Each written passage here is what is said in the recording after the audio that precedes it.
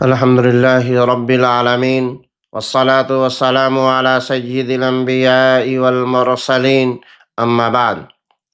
میرے محترم بھائیوں اور بہنوں، ہم نے اب تک بات کی توبہ، دل کی صلاح، نماز، قرآن، ذکر، اخلاق، والدین، رزق حلال، زبان، روزہ، دعا۔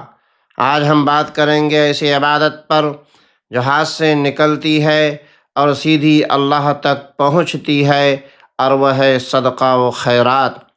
اللہ تعالیٰ فرماتے ہیں، جو کچھ تم خرچ کرتے ہو وہ اللہ اس کا بدلہ دیتا ہے، کبھی گھاٹا نہیں ہوتا۔ حضور صلی اللہ علیہ وسلم نے فرمایا، صدقہ مصیبتوں کو ٹال دیتا ہے، صدقہ ڈھال ہے۔ ہم صدقہ میں کنجوسی کیوں کرتے ہیں؟ ہم کہتے ہیں پیسے کم ہے، بعد میں دیں گے، مگر یاد رکھیں جو اللہ کے راستے میں جاتا ہے وہی بچتا ہے۔ صدقہ صرف پیسہ نہیں، صدقہ صرف روپیہ نہیں، صدقہ مسکراہٹ بھی ہے۔ کسی کی مدد کرنا صدقہ ہے، علم سکھانا صدقہ ہے، پانی پلانا صدقہ ہے۔ صدقہ کا صحیح طریقہ یہ ہے کہ خفیہ صدقہ اللہ کو زیادہ پسند ہے۔ خوش دلی سے احسان نہیں جتانا، حلال مال سے حرام صدقہ قبول نہیں۔ مستقل عادت، تھوڑا مگر روزانہ۔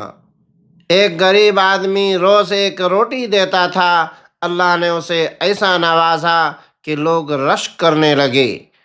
رمضان سخاوت کا مہینہ ہے۔